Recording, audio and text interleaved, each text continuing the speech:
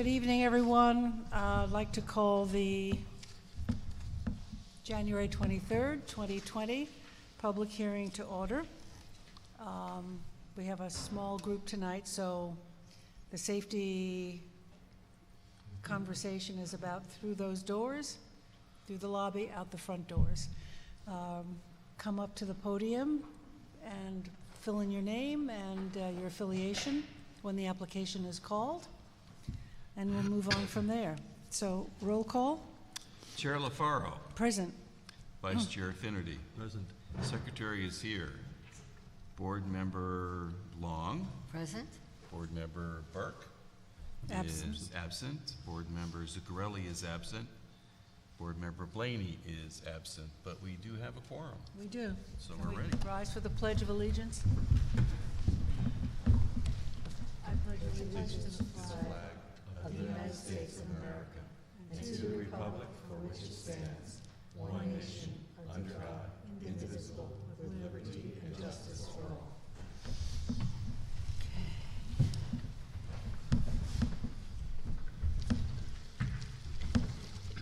So this board's going to acknowledge the signature of 192 Montauk Highway.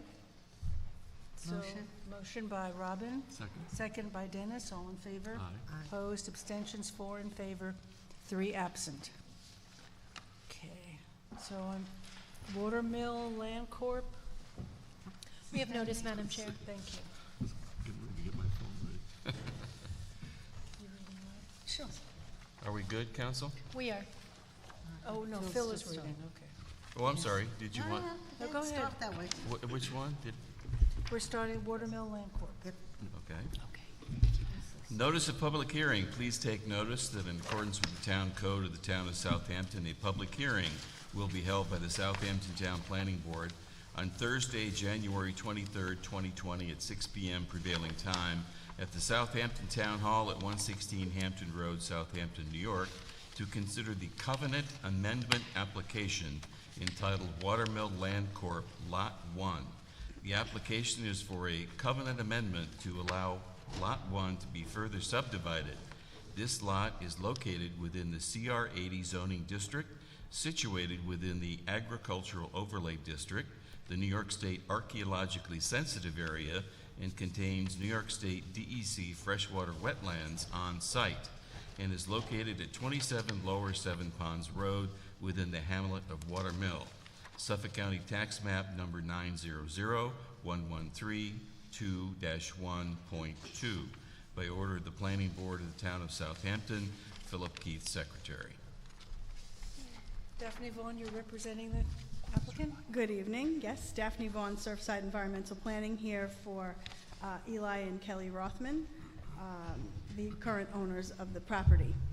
This board may be aware that we do have a pending pre-application for a 2-lot subdivision on this property, and a few months back I was directed by the board to review the old subdivision file for Watermill Land Corp.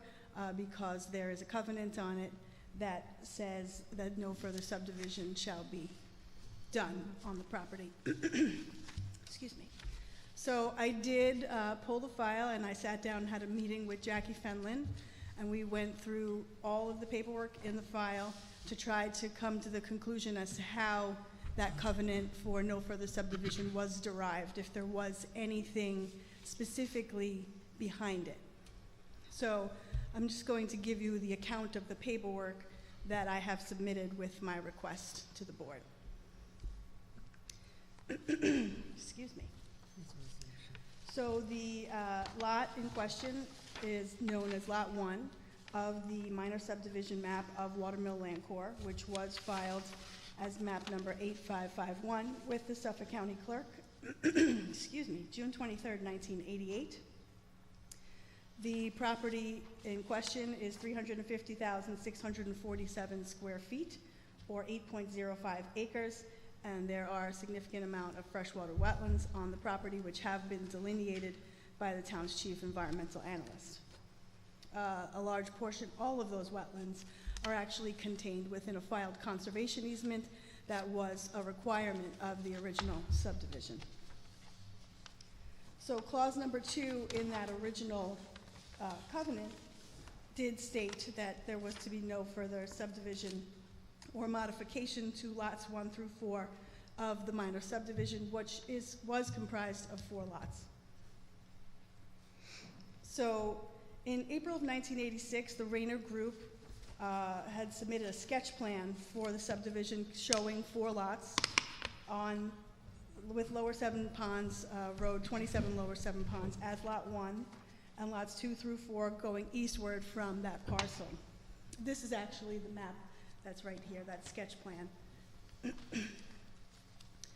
In April of 1986, the planning board sent a letter to Rayner voting to approve the sketch plan and instructed them to proceed with the health department and a final subdivision approval after that approval from the health department. They also asked for the owners to get the New York State DEC at that time to verify the wetland boundary for the properties and include their final plan, a 25-foot wide surface water quality easement.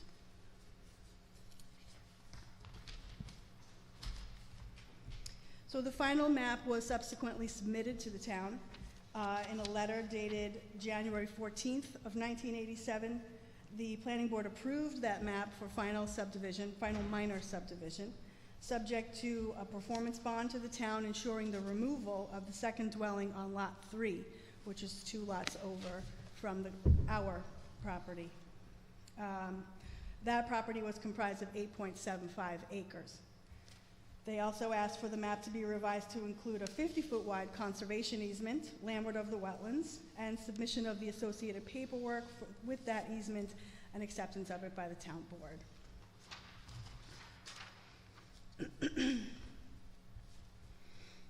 So in November of 1987, the minor subdivision checklist that was in the file further confirms at the bottom of it that Lot 3 did have 2 dwellings at that time of the submission. There was also a sketch plan analysis in the file, handwritten by someone who had reviewed it, to show that the zoning at the time was CR 80 as it is today, and confirmed the size of each of the lots, inclusive of the wetlands, with Lot 1 stated as it is at present at 8.05 acres. And further confirming that Lot 3 also still contains the 2 dwellings. On December 17th of 1987, the Natural Resources Director of the town sent a memo to the planning board with recommendations for the map. And in that, they requested a 100-foot wide surface water quality control buffer, depiction of the wetlands and associated setbacks, no fertilization on the property, and they're the first people, the only people, to mention the no further subdivision as their recommendation to the planning board of the property.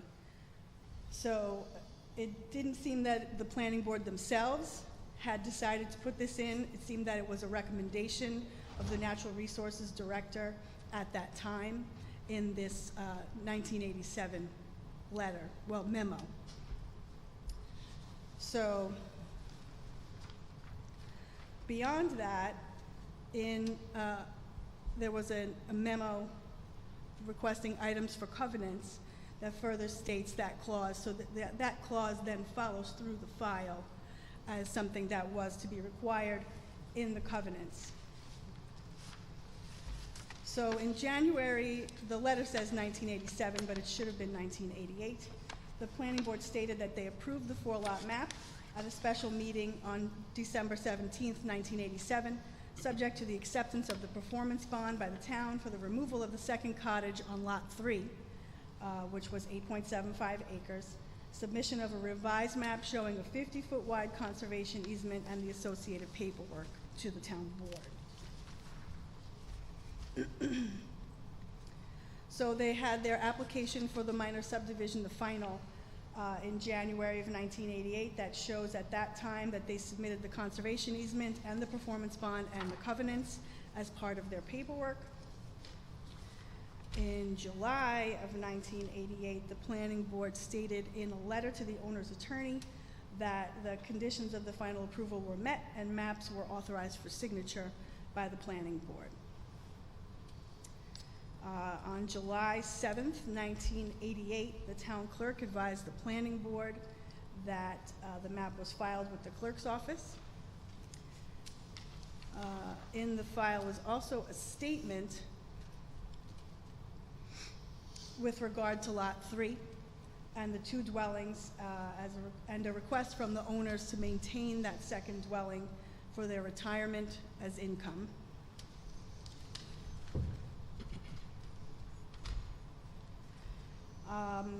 And then in January of 1989, there's a letter, well, a resolution from the planning board to the owner's attorney, I guess it's a letter, sorry, confirming that on December 15th, 1988, that the planning board did approve the release of the performance bond and negated the need for a variance to maintain the second dwelling on Lot 3, as the parcel consists of an area twice the size required by zoning. So Lot 3 was 8.75 acres, and ours is 8.05 acres. So there was a lot of things involving this second dwelling on that Lot 3, but nothing specific as to why the no further covenant subdivision clause was put on the lot. Jackie and I like I said, we looked through everything together, and Did you check with the trustees? the trustees. Yeah, I'm reading the declaration, unless I'm reading something proper here. The declaration from 1987, that has the covenant restriction. Yeah. And the declaration says in number 3 that parcels 1 through 4, so there must have been some concern here from the trustees, shown on said minor subdivision map, the strip of land, blah, blah, blah, blah, shall be maintained in its natural state or in a state approved as sufficient by the Board of Trustees of the freeholders, and so to prevent the lateral movement of silts and fertilizers into Flax Pond or the adjacent wetlands. So there was obviously some concern for that specific to be added to the declaration. There must have been some concern or some work done by the trustees. Do the trustees have any position on this? I would assume, I don't think there was anything in the file that we thought as significant from the trustees. There may have been a referral to them. But, because that's very strange. I mean, it's not usual that a declaration, and this is a declaration dated December 16th, that also contains the declaration that there should be no other subdivisions. It just seems strange to have a declaration including the trustees or a position taken by the trustees without them having some notes, facts, or something on it. Well, it is a trustee pond, so I would imagine that that was in there because the trustees would have had some form of jurisdiction over So have you the checked with pond the trustees itself. what their position is now? What their position is now? Yeah, because the declaration directly refers to them. Do you see where I'm looking, Counsel? So it seems to me if it is a trustee pond and we're going to make a decision to recommend to subdivide or not to subdivide, we should go back to another source that was involved in the subdivision, which appears to be the trustees. Mm-hmm. Well, the trustees would have received a referral on our current subdivision, as should the Conservation Board have received a referral. I don't have anything specifically in front of me from any comments on that right now. I should have the draft pre-app report that Jackie would have put the comments received from both of those entities in. I would just say, Yeah, it that should be we were checked. looking into where the history was of this covenant. We were Right. trying to make a decision before we make a recommendation to amend or change a declaration. So the instructions or what we were hoping to be able to ascertain was the philosophy behind this. It seems that there is a direct involvement of the trustees in the development of this declaration with its restrictions. I would like to know if they have an open file or a closed file, or what their reasoning was, or at least what their position is now. Well, if there was something in the file that Jackie and I would have thought was significant, I would have copied it. I don't Did you go to recall. the trustee's office has nothing on this? Because they have separate filings and. Yeah, I'm not sure. I have not spoken Should to just send them it to me. separately, but what you're referring to is talking about the maintenance of the surface water quality control buffer in a Mhm. natural state, which is essentially what the wetland boundary is right now, so that, I think that it behooves looking, I think what you're hearing is that Member Long would like you to speak with the trustees about that covenant restriction. and find out why they insisted Well- on putting their stamp on it, and whether they, at this point, would have any objections to a subdivision. okay. If the intention behind the trustees was the concern for Flax Pond and lateral silt going into it, that would be in keeping with no further Jack, you subdivision. need to speak into the mic. Nobody can- No further subdivision. Did you hear me at all? Kind of. and Okay. said- What I said was that, that that the comment from the trustees is concern about silt laterally moving into Flax Pond. And so if their concern was that, enough for it to be in the declaration, perhaps they supported no further subdivision. I think that's what we're trying to clarify. Okay, You- I understand. Yeah, But in theory, silts moving into Flax Pond would be caused by disturbance, which would be under the jurisdiction of the Conservation Board. At this- Okay, the thing is here, okay. Which didn't exist in Okay, 1988. you're coming to the planning board and asking us to, because we have to make a determination to change this. covenant.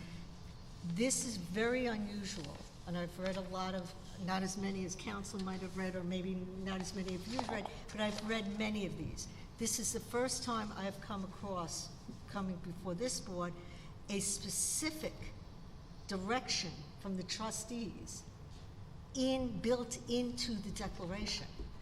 I would not be in favor of doing anything until the trustees' records, which are separate and apart and distinct in their own office, review their records to see, foil their files to see if they have anything on this, and then finding out from the trustees what their position would be on this before, I think we took a step to amend it. Dennis, did you want to look at this? I agree. Yeah, so why don't you do that, Daphne? So, okay, I So we're understand. looking, we're looking at a document that affects your requests, which is to lift this covenant that says no further subdivision. And so we're looking at the past history of it. And Right. if that is so, if the trustees weighed in with a statement, which is unusual, according to Robin, I think you need to just check it out. Okay, so my question then is, I can certainly see what they have, if they have anything at all with regard to this from the past, but I guess I'm wondering what the venue/forum is that I would be talking with the current trustees about this request. Just show them, now. Ask for the a meeting. paragraph. Ask for a meeting to have a discussion with the trustee assigned. You can start with a meeting of the trustee assigned to this particular area. I'm sure you've done that before. You're hearing the board ask for this information. No, I Okay. just want to know Ask for a what meeting. I'm going to say to them, because I I would think say they're Ask for a gonna- meeting and show them the Show them covenant. this? Yeah, I would say to them, in 1987, you cared about Flax Pond to such an extent that the subdivision that was done in that area was done with the proviso specifically that there would be no other, that they were concerned. I've never seen this kind of language in a declaration. And whether they still have the same concerns, if we go and subdivide and start moving the silt around, is it going to endanger that pond? They might say to us, in a recommendation? It's not within our jurisdiction, we're not concerned, Right. Well, we whatever are it is. concerned. Well, You need to I- bring that information back to this board so Well, that like they I can make an said, I informed decision. have Jackie's draft pre-app report that I don't recall off the top of my head if I'm she not sure that received the comments trust, that back. this I'm not sure, and I'm pretty sure that you can't tell this board, that that particular section of the covenant was addressed in their referral comments, or was pointed out to them, right? So to be fair, this board would like to hear from them as it relates Okay. to that specific covenant restriction, Okay, right? A subdivision referral is a little bit different than a specific covenant restriction that they've already put in there years ago. It's not that hard. Thank so you. ultimately, is this board then asking for something in writing from the trustee of the area or the whole board, you know, specifically stating that we? Daphne, just show them the paragraph Foil the file. and ask them to weigh in. Yeah, and ask them to weigh in. If Okay, they- but- if they say, we could care less if you subdivide, and we would consent, we would agree with the planning board that subdividing this again will not cause silt to damage the pond, and whatever conditions originally caused us to do this no longer exists, then I would be much more comfortable in making a decision, but I will not override a decision by the trustees without any information. They most likely will say that their concerns back in '88 are no longer valid because Or today they we are. have wetlands protections that govern the securing, the construction Right. of houses. So the conditions said, that concerned them in '88 are no longer valid, 2000, Or they 20. might still be valid. Or they might still be valid. But a covenant amendment is a serious amendment. Oh, I It understand. requires a supermajority vote of this board, so we need to know what we're voting on. Okay, so Okay. then I will speak with them, and I'll have them put something, some kind of a memo together, just to state their opinion based upon what I present to them with Right. regard to this. Good, Yeah, thank you. thanks. Someone wants to speak here, Robert Weinecke? Yes, can you come to the podium, please? Okay. Thank you. Thank you. Thanks, There's no sign-in sheet. Oh, Oh, because I signed it outside? yeah. Yep, that's good enough. Oh, okay, excellent. Hi, I'm Robert Winicky. I'm actually here representing my mother, Dorothy Winicky. We own the property on the other side of Flax Pond. And we've been here a few times. I love the fact that you found out about the trustees. Is there a way that I can ask that to be a public hearing so I can put my voice into the You're trustee here. report? This is a public This is hearing. your chance. Well, I mean, obviously we'll be back again, because I will be back again if this is back in any sort of forum. We strongly don't want it to be subdivided. We love our pond. Our pond is a big part of the history of Watermill. It really is. Flax Pond is in all the books, it's in all the maps. It was a big part of the Watermill Museum. We feel very, very strongly how much we love this property. And we don't want to add another house on the property. We really don't. And I know that sounds maybe a little petty, but it's a nice spot. I hunt the pond, I hunt the property. There's other people who actually have rights. This is all trustee stuff. So I would actually love it if I could talk to the trustees about this. I think their meetings are open. I mean, I just go to a Just like trustee this. meeting, or Yep, do I just have like I to? would go into the trustee's office if you wanted. I mean, the trustees are part of the government. You have a right to Yeah. speak to your representatives. And the trustees are your representatives. They are Because I do elected. believe that a bit of the silt issue had to do with the historical significance of the pond. I would find Obviously. out who your trustee is for that particular area Okay, and go to him or her and have a chat. excellent. I guess I'll see you guys in a couple months. Great, Yeah, have a good time. thank you. Thanks for coming. Okay, we're moving on Anybody to else? item Oh, number, wait, we have to no, vote. does anyone else wish to Let's- speak? let's That's all that I keep it have. open. Yeah, we'll keep the, Yeah, we'll keep this open Keep it for, open. 60 days? Could adjourn it for 60 days? This allows yes, her we to go can, to gives the... her time. gives Okay, you so time we'll to go adjourn to- it for 60 days? well, that'll give you time to. Do we have a date certain, do we recording secretary? What are 60 days, Matthew? Well, our next meeting in March, end of March meeting. Adjourn to March 26th. Is So we're, that good? adjourning this to March 26th, 2020. Have more information on it. Very good. I'll Motion move by it. Dennis, second by Robin, all in favor. Aye. Opposed, abstentions, 4 in favor, 3 absent. Thank you. So we're moving on to 20 Riverly LLC, Hamlet of Riverside.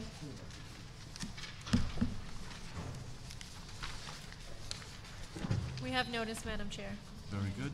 Please take notice in accordance with the Town Code of the Town of Southampton. A pre-submission conference will be held by the Southampton Town Planning Board on Thursday, January 23rd, 2020 at 6 p.m. prevailing time at the Southampton Town Hall, 116 Hampton Road, Southampton, New York, to consider the pre-submission application entitled 20 Riverly LLC. Site plan applications for the use of a third story and the remainder of an existing 14,996 square foot building for medical office use situated in the Central Pine Barrens compatible growth area in New York State archaeologically sensitive zone located in the OD zoning district located in 20 Riverly Avenue, Hamlet of Riverside, tax map 900-138-2-30 by order of the Planning Board of the Town of Southampton. Me. Philip T. Secretary. It's you. Okay, are you representing the application? Yes. And your name is Vincent? No, Paul Pulaski, the owner. Paul Pulaski, okay. Please. Good evening. Paul Pulaski, owner of 20 Riverlay Avenue. I'm here today, one, to answer any questions or concerns you may have, and to briefly discuss why we're here. The building is a 3-story building. We would like to make the 3rd story office space. We have the health department required flow. We have the parking requirement under the overlay district, code. We are short 13 spots as per the office district code. So that's why we're here before you, and then probably to the planning board, the ZBA potentially on this parking requirement where we fall short. But originally there was, with working with the planning staff, the 3rd floor was always being built from the start just so we wouldn't have to go back into it later because of the goals of the Riverside Overlay District. The current tenant on the 1st and 2nd floor are looking at this 3rd floor space, so that's why I'm here today, to start this process. Well, the building looks really nice. It's a tremendous addition Thank you. It was To- a lot of work. to with the Riverhead. Planning staff, Frank Renaissance. The one thing I could say is that everyone involved had input, and we're pretty proud of it. But it's my understanding that originally you were going to have apartments up there. You could not get the flow from the Suffolk County Health Department, and so you decided to go with office space. Is that correct? The history of it? Correct. Our original goal was to have an adequate amount of apartments. We do have the approval for 2. We were kind of waiting to kind of be patient, see if the sewer district comes in, which I think it will eventually. Since this tenant has seen interest in the 3rd floor, we never technically just wanted 2 in a huge office building. We would have preferred to have the whole 3rd floor. Now that the tenant's interested, it speeds up the situation, Right. to be honest. But we would not have the required flow for the goal of much more than just 2 apartments for this 3rd floor, because it's a good amount of space. And the one thing I'd like to touch on, yes, we're short on the office district requirement, but with this tenant space, so there's code and then there's reality. As far as the landlord, we always have to look at the reality. Sometimes the code doesn't match the reality of a parking need. When it's a current tenant, it always helps because we already kind of know what they need, and we feel that there is adequate parking. And so do they, because they're there. How many spaces do you have? I'll tell you, 55 total, and we are 13 short on the office district. On the overlay district, we have more. We have 25 extra based on that code. Okay. So it's in keeping with the potential goal for all of Riverside, but we're not quite there yet with that. But we're getting there. And the clock works? Clock works, Good, and the tower's lit up. nice. Have you experienced any challenges with parking so far with the tenants you have? No, not having enough spaces? Knock on wood, good. And just briefly on the tenants, they have more. The best way to put it is they won't be needing more employees for this third space. It'll be more just needs more medical or exam rooms and things of that nature. Maybe a few more over time. So, as the landlord, back to the reality of parking, we like this scenario because they know what they're getting into. It's not like, and we know what we're getting into with them, you know, and it's a good situation when parking could become an issue with multiple tenants. We do have multiple tenants in the building. The doctors that are there are small practices, so it works out nicely. And we do hope, not that we need it, we're very fortunate. We have the flow and we have our own parking. It's funny, a lot of people never thought we had any parking because of how the building's designed and close. Like, they actually didn't even look at it until they came there and they're like, this is our parking. So it's working nice. And I know there's future plans for parking in the area. So I think the plan in place, not only for our property, but the area is good. How's the flow of the traffic getting into the parking lot, out of the parking lot? So 90%, 99% of the people that pull in go on the west side, which is it's safe, it's good. The ones that go on the east side are people that live there that are cutting through a little. They've learned the trick, but the west side entrance is very good and helps. The east side's a little, tight. It is. But we do have two, and there is a long-term goal to connect those entrances. So technically, this would be an island with a road between, which I think will, and we signed off on that covenant, which will drastically help that circle. Yeah. Okay, we have a couple of speakers who want to speak to the application. Thanks for your time. Thank you. Thank you. Vincent Taldone.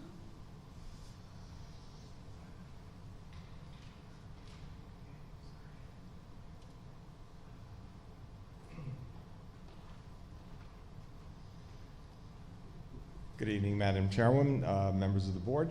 My name is Vince Taldone. I'm the president of Flanders Riverside and Northampton Community Association. We've been a major supporter of this development.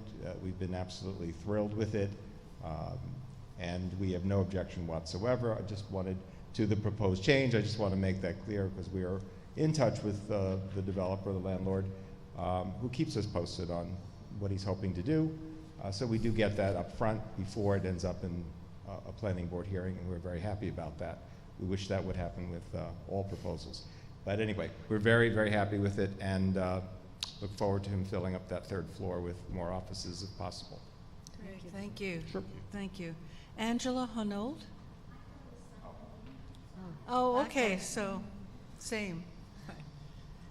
Okay. Anyone else wish to speak to this application? If not, motion to close with a 10-day written comment period. Madam Chair, 30 days. Oh, it's pre-submission, so it has to be 30 days. Motion by Motion. Dennis, second by Robin, all in favor. Opposed, abstentions, 4 in favor, 3 absent. Thank Thank you. you. So JAB Properties, Do we have notice? Not yet. Oh, Any more wait a minute. Here's pass the one. downs here? Yeah. yep.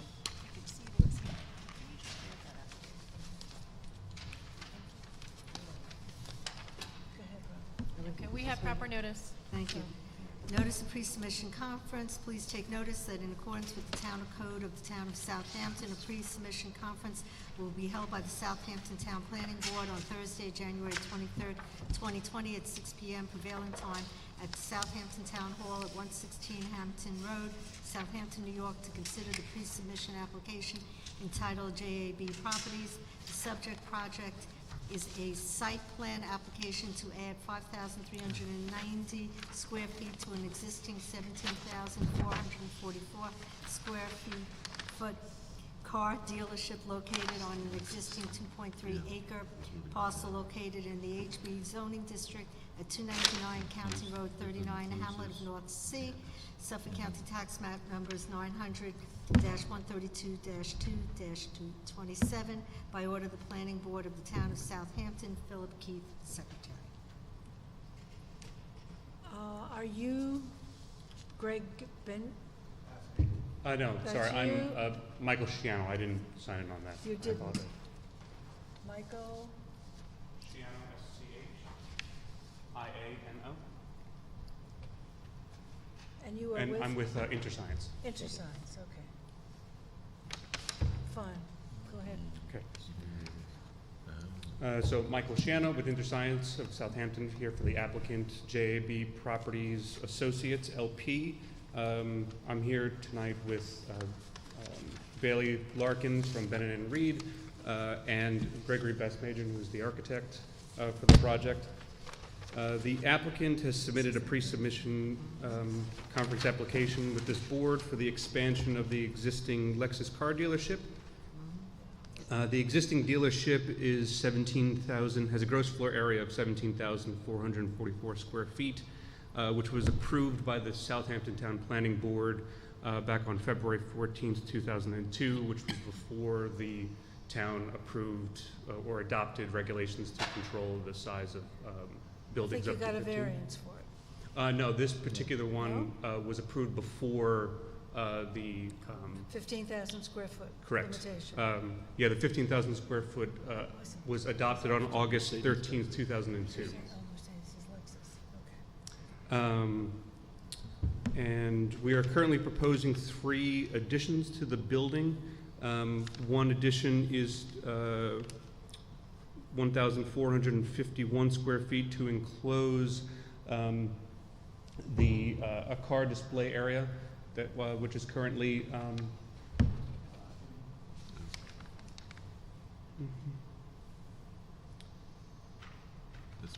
sorry. Yeah, it's a- Closing this. Yeah. Yeah. So there's currently a car display area that is outdoors that we're going to be enclosing. There is also a 1,261 square foot service entry, which we are also enclosing, and then we are expanding the service garage in the back by 2,678 square feet. In addition to those expansions, we will also be proposing the vehicle storage area in the rear of the property to be expanded towards the north, and a vehicle display will be proposed on the along North Highway, County Road 39A in the front. There is a small 660 square foot prep bay to the northwest of the existing building. And in addition, the facade of the existing building will be redone per the plans that were submitted to the board to kind of update the architectural style of it. The proposed expansion also necessitates the abandonment of the existing septic system because the expansion would go on top of it. So a new septic system will be proposed to match the, to accommodate the new flow rate in addition to moving it out of the way of the addition. So if the board has any specific questions, we're here to answer them as necessary. Are you aware that the display of vehicles is not permitted in the front, in that front area? Yes, we have variances proposed right now. There's an application into the Zoning Board of Appeals for the display in the front to expand car storage in the back. Let me tell you something. Support it. The Zoning Board of Appeals grants a variance that allows this board to allow the display. I can guarantee you this board will never allow that display. And furthermore, we're not going to allow the stone pavers. Okay. That's been a design guideline. It's entrenched in our master plan. It's a design guideline. All the auto dealerships come to us with that request, and we've said no to all of them. So you might just want to tell Just up front. the owner, I mean, you're welcome to go through the ZBA process. You might even secure your variance, but when you come back here and ask us to approve it, it will not receive approval. I understand that.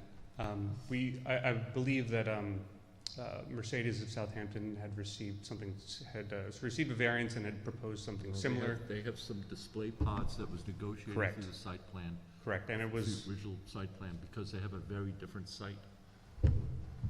Okay, They no, well, also I have, understand. they also have parking that is lowered down Mhm. so that it's camouflaged with the plantings in front. That was one of the first times that it was done.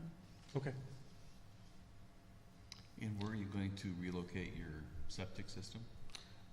Just to the east of the building. So in this area. And your parking is right up against the, is there a setback there at all? It's right up There's a against the 10 line, right? I think there's a 10-foot, There's a 10-foot setback? Requirement. Landscape buffer. Landscape buffer. is the property behind there, is it highway business? The property behind there is, I believe, CR60, but it is an agricultural reserve area. So there would be a required transitional yard, and we are asking for a variance for that. How many cars are you hope, I mean, the expansion is beyond the size of the property in a sense, you know? So you're really maxing it out. You're 17 now, you're adding almost 3,000? Is that correct? For the parking in the to the north? Everything. Everything? Yeah, we are adding, Close so to I 3,000. believe that the parking that's being proposed to the north is about 7,000 square feet of additional asphalt. So you have Parking's a lot 53. easier lift if you're at the Yeah. ZBA. At the front, ain't gonna happen. So you have 5,300 of closed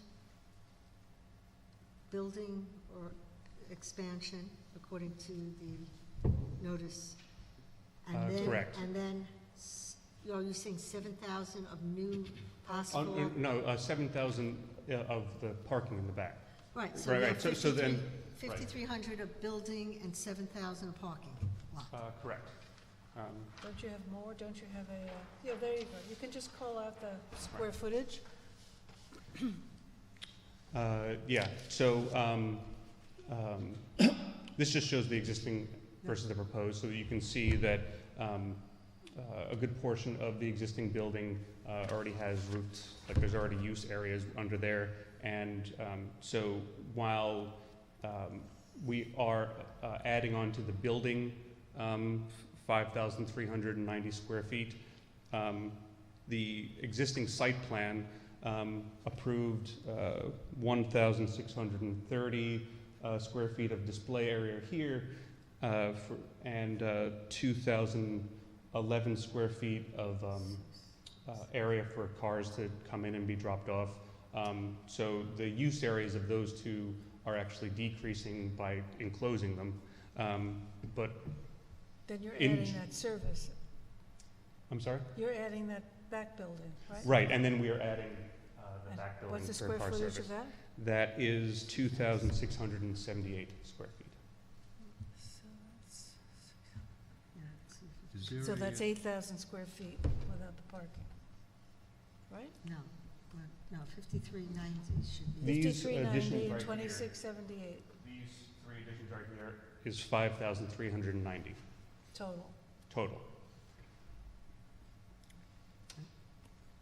Is there a cross-access covenant filed with this property? There is. There is, could you show us where that is? Yes.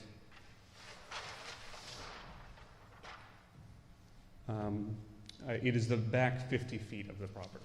The back 15 feet, 50, 50. 50, where Yes. you're proposing to put the parking lot? And the buffers.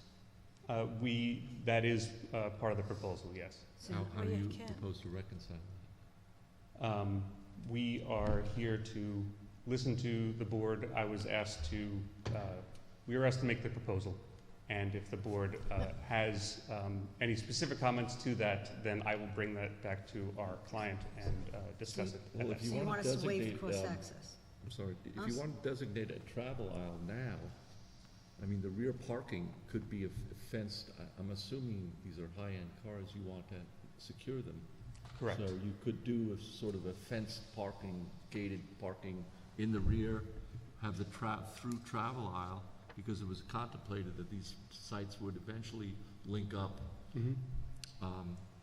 You know, so you could have a secure travel aisle either in the first aisle in front of it or the second aisle. Probably the first aisle is more practical. Yeah, I was reviewing some of the properties to the east of this property to see where they kind of lined up. The one immediately to the east, the cross-access was kind of slated for the back 50. There is kind of a turnaround that they have for their vehicles that they have installed. So we'll look into that. Okay. Yeah, because we're not going to want to eliminate a cross-access parking spaces.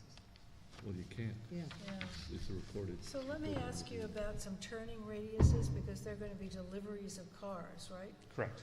to the property. Are they going to be the large vans that carry a multiple of vehicles? I believe so, yes. Is there sufficient turning radius for that truck to get in, offload, and come back out? Yes. This, Because you're taking out now some of the side space. I believe that I believe there is. We did not submit with this application the plans, but we do have there is a plan that shows the vehicle turning radiuses that we can provide to the board at a So later it date. would be one way in, coming out, and then exiting, going west. I believe so. Okay, so these are our concerns, you know, Right, so. right, yeah. yes.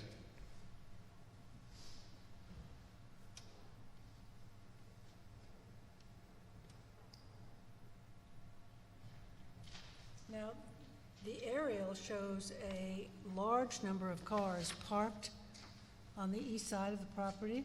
Mhm. Oh, the aerial photograph? Yeah. Yes. Do you need to see it? No, I have seen it, and we have brought that to the attention of the owner, and we will make sure that that is remedied. Because if that is your entry roadway with large vehicles, it's not going to happen. And now you're building additional buildings. So it narrows it even more.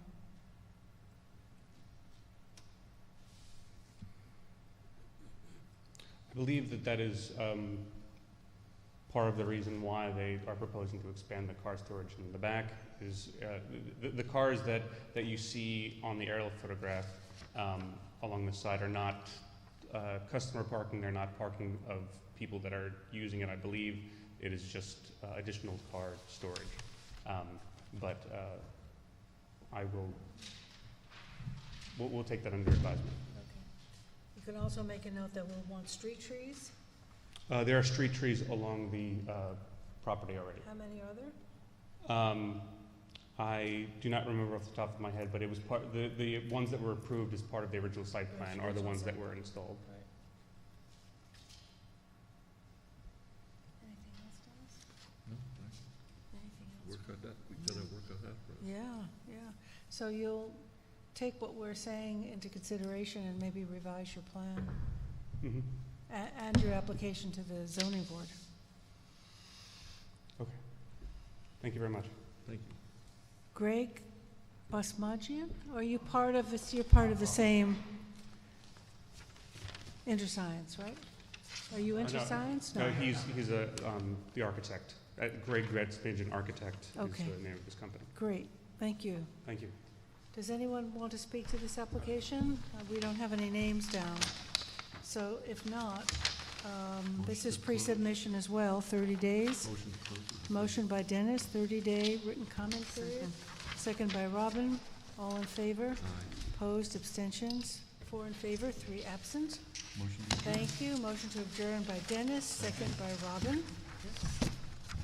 All in favor? Aye. 4 in favor, 3 absent.